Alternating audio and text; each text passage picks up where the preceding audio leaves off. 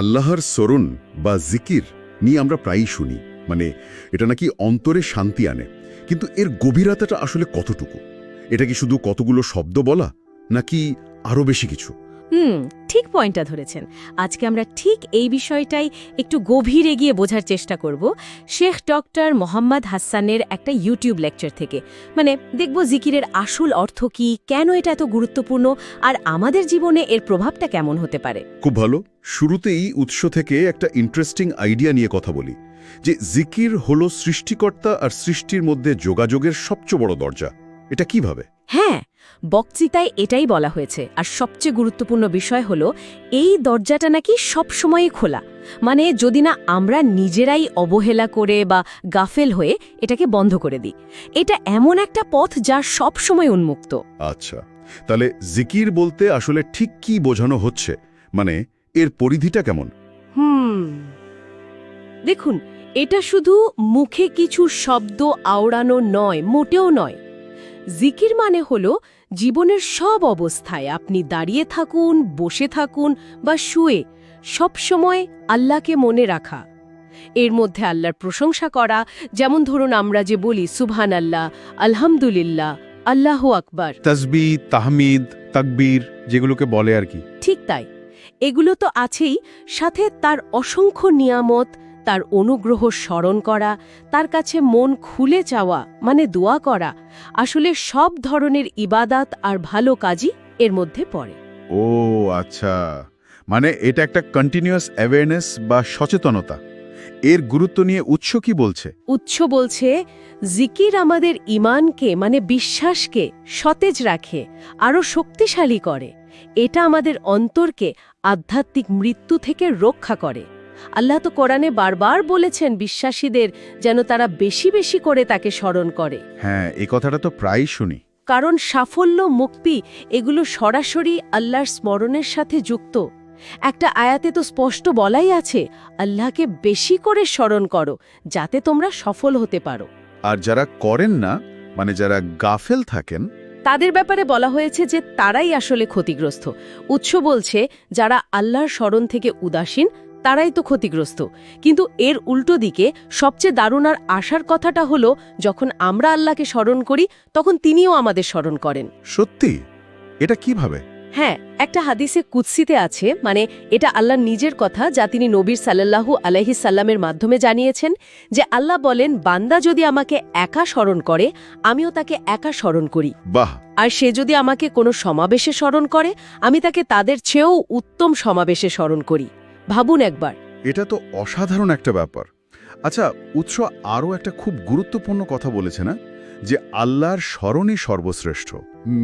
এর মানে কি? কেন এটা সর্বশ্রেষ্ঠ?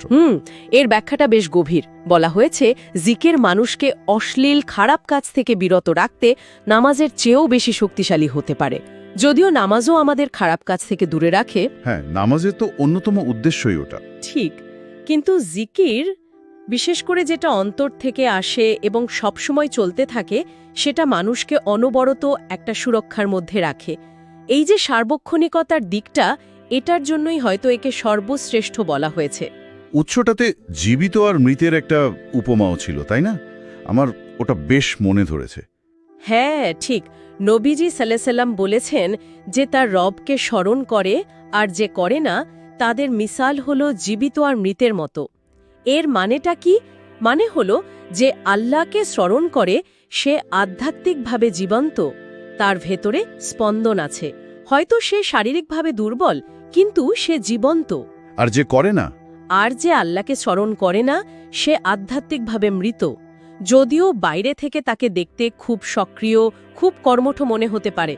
উৎস বলছে জিকির ছাড়া আমরা যেন চলমান মৃতদেহ, বাইরে সব ঠিকঠাক, ভেতরে প্রাণ নেই। এটা কিন্তু ভাবার মতো কথা। আসলেই। আচ্ছা, জিকিরের কি কোনো প্রকারভেদ বা স্তর আছে? মানে কিভাবে করা যায়? হ্যাঁ, উৎস অনুযায়ী স্তর আছে। প্রথমত হল জিহ্বার জিকির, যেটা আমরা মুখে বলি। দ্বিতীয়টা হল অন্তরের জিকির, চুপচাপ মনে মনে আল্লাহকে স্মরণ করা। এটা আরও গভীর স্তর। আর সবচেয়ে ভালো কোনটা?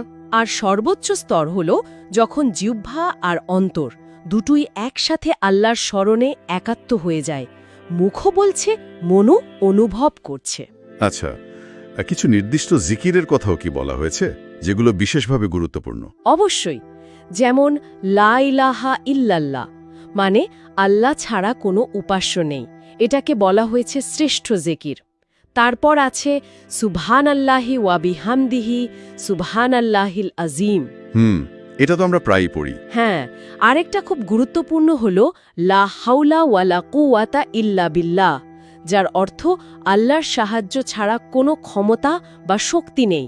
এটাকে তো হাদিসে জান্নাতের গুপ্তধন বলা হয়েছে। আর ইস্তেগফার মানে ক্ষমা চাওয়া, আর দোয়া তো সবসময়ই আছে। একটা প্রশ্ন আসছে মনে, আমাদের যে রোজকার সাধারণ কাজগুলো সেগুলোও কি জিকির হতে পারে? উৎস কি এ ব্যাপারে কিছু বলেছে? হ্যাঁ, এবং এটা খুবই প্র্যাকটিক্যাল একটা দিক। উৎস বলছে যদি আমাদের নিয়তটা ঠিক থাকে, মানে উদ্দেশ্যটা যদি হয় আল্লাহর সন্তুষ্টি, তাহলে আমাদের দৈনন্দিন জীবনের সাধারণ বৈধ কাজগুলো জিকিরে পরিণত হতে পারে। যেমন ধরুন, পরিবারের জন্য হালাল রোজগার করা বা তাদের সাথে ভালো ব্যবহার করা, যদি আল্লাহর জন্য করা হয় সেটাও আল্লাহর স্মরণ। ওয়াহ, তার মানে তো পুরো জীবনটাই জিকিরের মধ্যে কাটানো সম্ভব। আচ্ছা, নবীজির একটা ছোট উপদেশের কথাও তো ছিল শেষে। হ্যাঁ, একজন সাহাবীকে তিনি খুব ছোট্ট কিন্তু অত্যন্ত মূল্যবান একটা উপদেশ দিয়েছিলেন। বলেছিলেন, তোমার জিহ্বা যেন সব সময় আল্লাহর স্মরণে সিক্ত থাকে, মানে জিকিরটা যেন অভ্যাসে পরিণত হয়, জীবনের একটা অবিচ্ছেদ্য অংশ হয়ে যায়। তাহলে পুরো আলোচনাটা থেকে মূল যে বিষয়টা আমরা পেলাম সেটা কি, যদি একটু সংক্ষেপে বলি? মূল কথাটা হলো আল্লাহর স্মরণ বা জিকির, এটা শুধু কিছু ধর্মীয় রিচুয়াল বা আচার অনুষ্ঠান নয়, এটা আসলে একটা সম্পূর্ণ জীবনদৃষ্টি, একটা চর্চা। এটা আমাদের ভেতরের জগৎটাকে সজীব রাখে, প্রশান্তি দেয়, আল্লাহর সাথে আমাদের সম্পর্কটাকে সবসময় তাজা রাখে, আর জীবনের প্রতিটা দিকে এর একটা পজিটিভ প্রভাব ফেলে। আলোচনাটা সত্যি খুব গভীর ছিল।